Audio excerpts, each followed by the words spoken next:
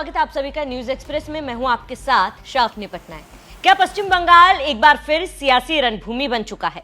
मालदा की एक घटना अब पूरे राज्य की राजनीति को हिला रही है। और क्या सच में साजिश के आरोपों के पीछे कोई बड़ा खेल छिपा है?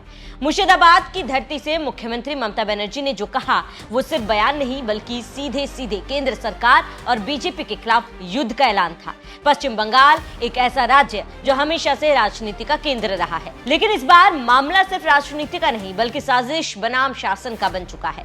मुर्शिदाबाद की रैली में मुख्यमंत्री ममता बनर्जी ने जो तेवर दिखाए वो साफ इशारा कर रहे थे कि अब टकराव अपने चरम पर पहुंच चुका है। ममता बनर्जी ने बिना किसी लाख लपेट के सीधे केंद्र सरकार और बीजेपी पर हमला बोला और कहा कि बीजेपी और चुनाव आयोग आग से खेल रहे हैं। ममता बनर्जी का ये कोई साधारण आरोप नहीं था, बल्कि ये एक मुख्यमंत्री का देश की सबसे बड़ी सत्ताधारी पार्टी और संवैधानिक संस्था पर सीधा हमला था। ममता का दावा है कि मालदा की हालिया घटना कोई सामान्य घटना नहीं बल्कि एक गंदी साजिश का हिस्सा है। अब सवाल उठता है कि क्या मालदा की घटना वाकई इतनी बड़ी है या उसे जानबूझकर बड़ा बनाया जा रहा है? ममता बनर्जी का कहना है कि एक अलग थलग घटना को पूरे बंगाल की छवि खराब करने के लिए इस्तेमाल किया जा रहा है, यानी जो घटना लोकल थी उसे नेशनल नैरेटिव बना दिया गया। इसके साथ ही साथ ममता बनर्जी ने कहा कि चुनाव आयोग भी इस खेल का हिस्सा बन गया है। उन्होंने कहा जो फैसले लिए जा रहे हैं वो निष्पक्ष नहीं बल्कि राजनीतिक दबाव में है। ये आरोप बेहद गंभीर है क्योंकि चुनाव आयोग देश की लोकतांत्रिक प्रक्रिया की रीढ़ माना जाता है। अगर उसी पर सवाल उठने लगे तो लोकतंत्र की नींव ही हिल जाती है।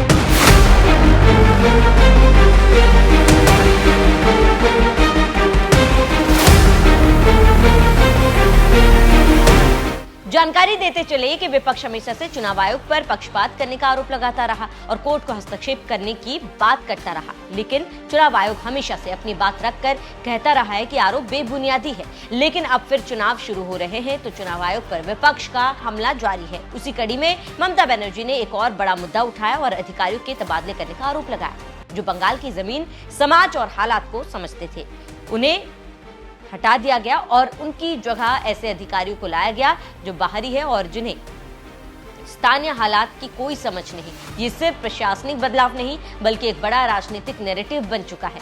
यही वजह है कि हालात बिगड़ रहे हैं, लेकिन सवाल ये भी है कि क्या ये सिर्फ प्रशासनिक अक्षमता है या फिर राजनीतिक टकराव का परिणाम? ममता बनर्जी ने बीजेपी पर आरोप लगाया कि वो इन घटनाओं का इस्तेमाल कर पूरे बंगाल को बदनाम कर रही है, यानी घटना एक लेकिन उसका राजनीतिक इस्तेमाल कई गुना ज्यादा।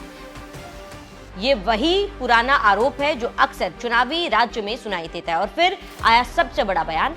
ममता बनर्जी ने सीधे देश के गृह मंत्री अमित शाह को जिम्मेदार ठहराया। उन्होंने कहा कि कानून व्यवस्था को कमजोर किया जा रहा है और बंगाल की शांति के साथ राजनीति हो रही है। इतना ही नहीं, उन्होंने अमित शाह से इस्तीफे की मांग भी कर दी। किसी राज्य के मुख्यमंत्री द्वारा देश के गृह मंत्री से इस्तीफा मांगना ये कोई छोटी बात नहीं। ये दर्शाता है कि टकराव अब सिर्फ बयानबाजी तक सीमित नहीं है बल्कि ये सीधा सीधा राजनीतिक युद्ध बन चुका है। मोदी सरकार मालदा के मुद्दे को उठा रहा है तो ममता चुनाव आयोग का मुद्दा उठाकर घेर रही है।